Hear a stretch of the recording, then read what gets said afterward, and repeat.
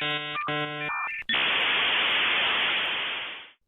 recent years, the far right have become obsessed with the concept of cancel culture, but what they are actually referring to is the act of holding people to account for damaging or dangerous words and behaviour. The idea of cancel culture bad spread like wildfire throughout digressive communities, most noticeably when J.K. Rowling was held to account for her transphobic rhetoric. Trans people and trans allies decided to distance themselves from Rowling's work, and trans exclusionary radical feminists, or TERFs, declared that Rowling had become a victim of toxic cancel culture and that her freedom of speech had been attacked. In reality, she had used her freedom of speech to spread hateful and devaluing ideas, and queer people had then used their freedom of speech to hold her to account. So with the narrative mainly focusing on the idea that cancel culture is bad, why is it important to hold people in the public eye to account? I believe in the gay power. I believe in us getting our rights, or else I will not be out there fighting for our rights. Children who need to be taught to respect traditional moral values are being taught that they have an inalienable right to be gay. It's really illogical. When you think about it, it's quite illogical to actually say, well, I'm gay and I'm into defending the gay community, but I don't care about anything else. It's ridiculous. It's important that if you're defending communities, that you also defend all communities and not just one.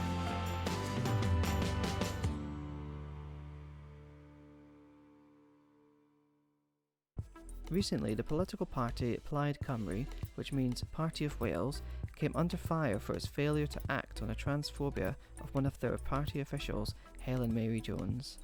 As a result, hundreds of queer people openly condemned Plaid Cymru on social media for platforming transphobia. This is where Owen comes in. Hiya, I'm Owen Hurcum. My pronouns are they, them. I'm non-binary, agender, genderqueer. I'm the Deputy Mayor of Bangor, Mayor-elect of the city as well, and I was formerly a Senedd candidate for Plaid Cymru before my resignation. Owen recently gained a lot of attention online after resigning as a regional list candidate due to the lack of accountability within the party. So I resigned as a candidate for Plaid Cymru in the Senedd election on the North Wales regional list because, well, for the simple reason that myself and several other members felt that the party hadn't done enough to tackle transphobia, and I couldn't, in good conscience, in of myself or for my community, be on a ballot for a party that hadn't taken action over this issue. So we've been raising concerns about a specific individual. Helen Mary Jones was the one singled out for her transphobic endorsements, such as appearing at a Women's Place UK speech, following them on Twitter, as well as other groups such as Gender is Harmful and Wild Women, which sold badges equating the use of they-them pronouns to hypnol. So, you know, we wanted something to be done about that. The party weren't moving on it. I knew that I couldn't represent that party if they were being this enacted after years of internal complaints. So I stood down in the hope that it would pressure the party more publicly to be making change. And it seems then they're going in the right direction of that. So that's why I resigned. And so far it was the right decision anyway, because I didn't want to compromise my morals. But it also seems to have been the right decision in terms of forcing the party to try to be more inclusive at least. It's important across all levels to call out and to hold to account homophobia, transphobia, bigotry, discrimination of all kinds, because if it's allowed to fester, if it's allowed to go unchallenged, it not only continues or becomes systematic. I mean, I'd argue that transphobia and homophobia and bigotry, a lot of it is systematic, but if it's left unchallenged, it festers and it spreads and it becomes a talking point, it becomes more acceptable. I mean, with transphobia, for example, you've got publishers, reputable publishers, publishing books by authors criticising transgender individuals or what they call transgenderism. And it's seen as the last acceptable bigotry. And as long as it goes unchallenged, we're allowing this hate speech to continue. And if it continues, it's going to have an adverse effect on us. I mean, our community is already at serious suicide risk, already at serious abuse risk. I think it's about 43% of teenagers who are trans or non-binary have attempted suicide in their life. And I think, again, a similar statistic of around 40 to 50% of trans or non-binary individuals were victims of sexual assault whilst under the age of 16. And it's this society that views us as anything other than complete human beings that allows that to happen. And specifically in the case of my resignation, when a policymaker, such as a Senedd member, is espousing the rhetoric that has led to hate crimes against our community, has led to the sense of fear we have as a community, has led to the suicides that plague our community, unfortunately.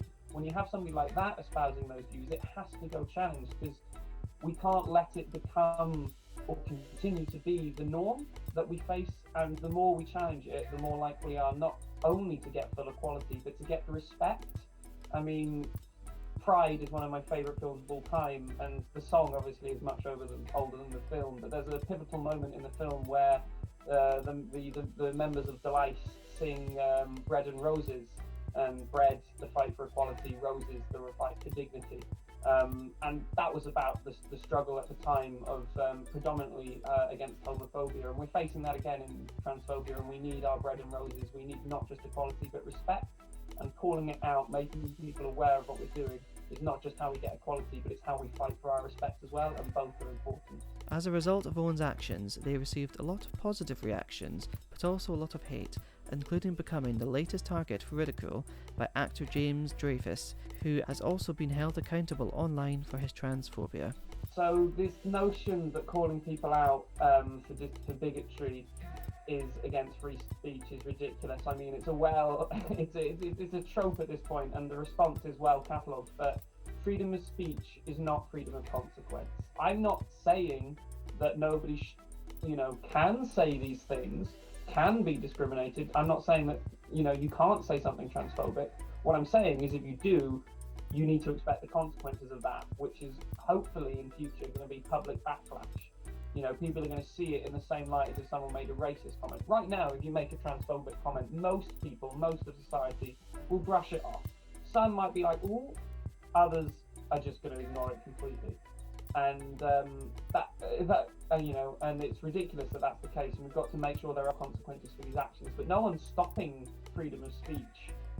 We're just making sure it's not freedom of consequence either. And equally, I mean, just to throw it back at them, I have the freedom of speech to criticise someone if they're being discriminatory. And if you don't like that, guess what? You get the chance to try and criticise me. I'm not free from consequence either.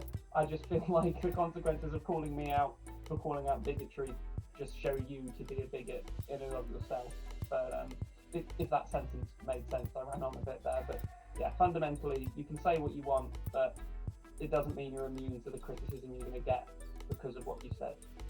Since Owen's resignation, and thanks to the continued campaigning from queer voters in Wales, Helen Mary Jones issued an apology stating, "I have taken time to reflect and to understand how the actions and comments that I have made and shared on social media and elsewhere, including historic comments that have resurfaced, have caused a lot of hurt and harm to a lot of people, none more so than the trans community." Owen responded to the statement saying, "I welcome the apology made by Helen Mary Jones and her commitment to learn about our community and provide positive action. I do feel this statement marks an initial step. How big this step is, or if it is simply tokenistic, will remain to be judged." I think it's very important for actions to follow anyway, but in particularly today's day and age, it's very easy, specifically for public figures who have been called out for being discriminated, just to tweet an apology, to be, to appease the masses, to show a token gesture that they're repentant. But, if maybe it's your first offence, an apology and a statement to do better goes a long way, but it's still not enough, and especially if you've done it before. You've got to follow it up with actions, because we're facing actions every day. The actions we face are discriminatory. We face hate, we face bigotry, we face violence, we face stress, we face all kinds of ills. Anyone who's part of a minority or oppressed population feels that. I'm not just talking about transgender people here. So in order to reverse that, in order to reverse the hateful actions against us, we need positive actions for us. And that's why people who have been discriminating against us in the past, once they do repent, once they are apologetic, once they have learned, they've got to do more than just be sorry. They've got to be allied with actions. And, I believe most people can redeem themselves, but it's more than just words. It's actions, because it's, actions, positive actions that are going to save communities like ours from the hate that we're getting. So my advice, if you've been told something you've said is offensive against a particular protected community, then listen to that community. They're the experts because it's their lived experience. So listen to them. Some of them might be willing to talk to you about the specifics of what you've got wrong, of what you've been offensive about. Or if they're not willing to take that conversation on personally, they might be able to provide you with resources. I mean, I recommend books to people who are transphobic online and stuff like that, because if you really are wanting to be sorry about what you've done or wanting to learn, then you have to engage with the communities that are trying to teach you. You can't do it on your own. And so it's really reaching out and finding those resources or starting those conversations with people who are willing to have those with you.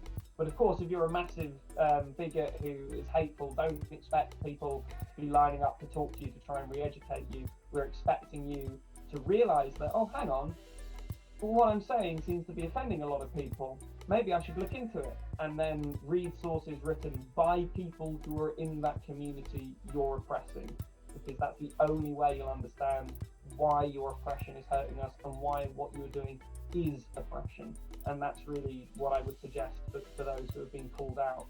If they want to show that they are actually sorry and making improvements, to go out and learn and use sources published by those that they have previously said horrible things about.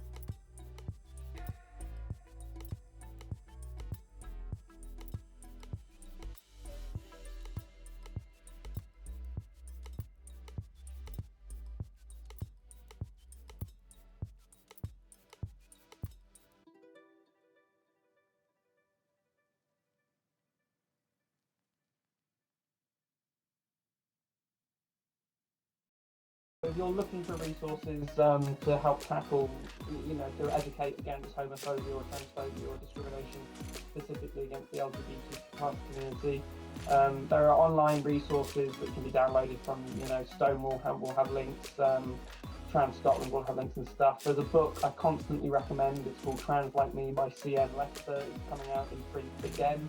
It's had 2 previous editions, so you can get your hands on that. It's an amazing book. And equally, there are loads of other books to do with that. If you go on LGBTQ+ run bookshops online, such as Gay's the Word, for example, you'll be able to find things. And equally, YouTube is a fantastic learning resource. As long as you're not going down the far-right rabbit hole of clickbait, you have to find creators who are part of that community, and a broad range of them as well, because there is obviously disagreements, not about our rights, but disagreements amongst individuals within any community, because no community is monolithic. And so those are really where I recommend, but they're out there, you just have to look for them.